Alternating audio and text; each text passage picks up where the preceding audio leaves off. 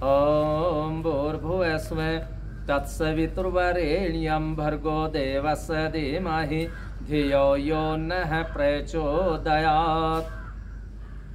सजनों, YouTube channel Yashveer महाराज में मैं स्वामी यशवीर महाराज आप सभी का स्वागत करता हूं। सजनों, समाचार पत्रों के माध्यम से आप लोगों को जानकारी हुई होगी, अमेरिका के कैलिफोर्निया के सांता क्लास शहर के अंदर एक आयोजन हुआ और उस आयोजन का नाम था मोहब्बत की दुकान। उसमें भारत के राहुल गांधी पहुंचे और इन्होंने वहां पर भाषण दिया। और भाषण वही जो ये भारत के खिलाफ, भारत की संस्कृति के खिलाफ बोलते हैं, वही बोला। और ये समझिए कि इसके सारे वक्तव्य ऐसे जो एक देश विरोधी लोग देते हैं। और उसने जो कुछ कहा उसको आप लोग सुनिए। इसने कहा कि आज भारतवर्ष की विचारधारा खतरे में है, जबकि भारत की विचारधारा खतरे में नहीं, बल्कि भारत की विचारधारा अब अपने को सुरक्षित समझ रही है। और भारत की विचारधारा खतरे में क्यों कही? क्योंकि अब भारत का हिंदू जाग चुका है और इनकी जो विचारधारा सनातन धर्म को रसातल में पहुंचाने की थी, हिंदुओं को रसातल में पहुंचाने की थी, वो विचारधारा अब इनकी चल नहीं रही। अब हिंदू का बच्चा बच्चा जाग चुका है।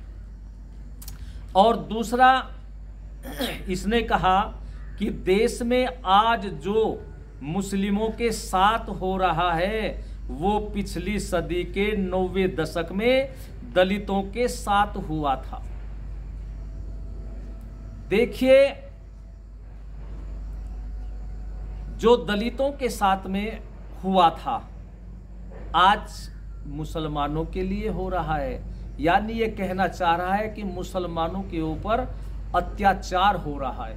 लेकिन मैं ये कहता हूं कि भारत में यदि मुसलमानों के ऊपर अत्याचार होता तो सन 1947 में जब देश स्वतंत्र हुआ, यहाँ पर मुसलमानों की संख्या 5 करोड़ थी और आज 2023 में 40 करोड़ के लगभग मुस्लिम हैं और सारे खाते पीते बड़े बड़े पूंजीपति हैं, नेता हैं और बड़े बड़े पदों पर हैं। यहाँ तक कि इस हिंदू राष्ट्र में उपराष्ट्रपति भी मुस्लिम रहा, राष्ट्रपति भी मुस्लिम रहे, तो फिर यहाँ मुसलमानों पर अत्याचार कहाँ?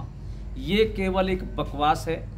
और इसने जो कहा कि 90 के दशक में, यानी पिछली शताब्दी के 90 के दशक में जो मुस्लिमों पर अत्याचार, वो दलितों पर अत्याचार हुआ है, ये भी भूल गया कि 90 के दशक में भारतीय जनता पार्टी का शासन नहीं था। अरे 90 के दशक में केंद्र में और उत्तर प्रदेश में कांग्रेस की सरकार थी। और यदि उस समय दलितों पर अत्याचार हुए हों तो वो भारतीय जनता पार्टी के शासन में नहीं, कांग्रेस के शासन में अत्याचार हुआ है। और फिर इसने कहा कि कुछ लोगों के लिए 2 समय की रोटी मुश्किल हो रही है और 5 लोगों के पास लाखों करोड़ है, लेकिन वे जो 5 लोगों के पास लाखों करोड़ है, उसमें ये गांधी परिवार भी है, ये राहुल गांधी का परिवार भी है कि इनके पास इतनी अकूत संपत्ति है। और मैं तो ये कहता हूं कि इनकी जांच भी होनी चाहिए और भारत के लोगों को ये चिंतन करना चाहिए कि इस परिवार का कोई व्यापार नहीं और कोई इनकी फैक्ट्री नहीं, तो इनके पास ये इतनी बड़ी संपत्ति कहां से आई? अरे ये संपत्ति आई सन 1947 से लेकर के बहुत लंबे समय तक इस ही परिवार का शासन रहा। इन्होंने इस देश को लूट करके रख दिया और इस देश को ऐसे लूट दिया जैसे जोंक जिसके ऊपर भी चिपक जाती है उसी प्राणी का रक्त चूस लेती है, इन्होंने देश को चूस करके रख दिया। तो इनकी भी जांच होनी चाहिए और वो अकूत संपत्ति इनके पास भी है जैसे ये दूसरों के ऊपर आरोप लगा रहे हैं। और फिर कहा कि भारत में ऐसे भी लोग हैं जो सोचते हैं कि वे भगवान से भी अधिक जानते हैं, उनमें से मोदी एक हैं।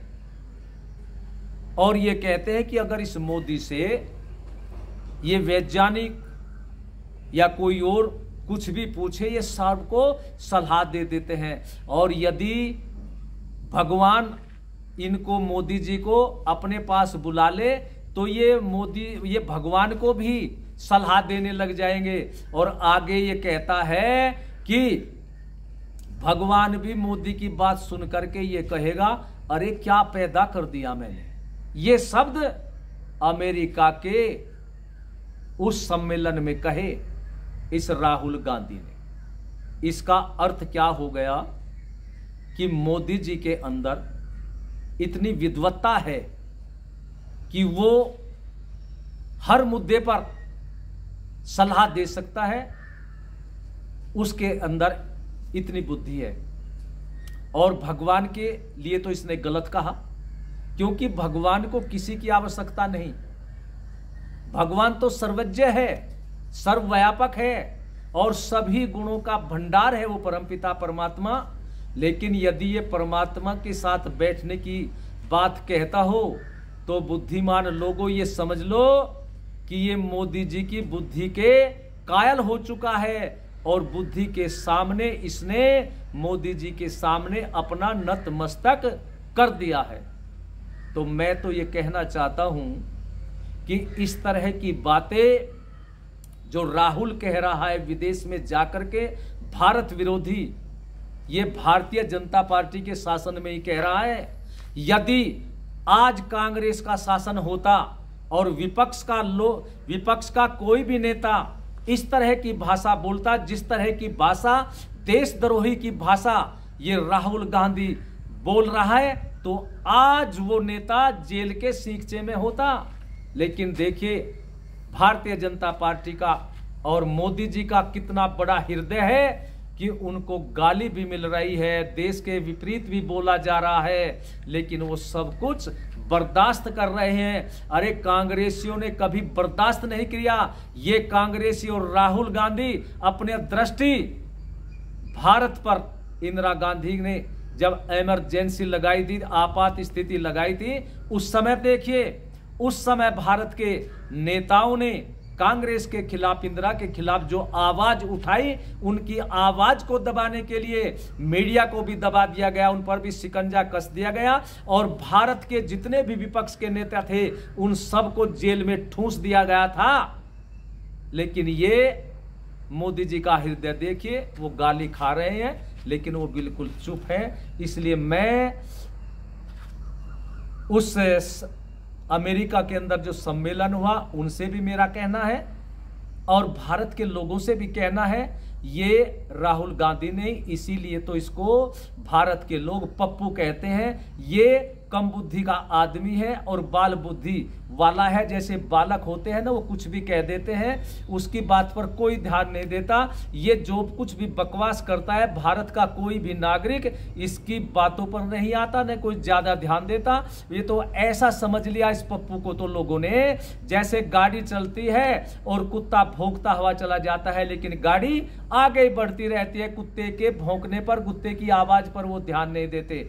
तो इसलिए देश के लोगों, इस पर ज्यादा ध्यान न दो। ये देश विरोधी बातें करने वाला और भारत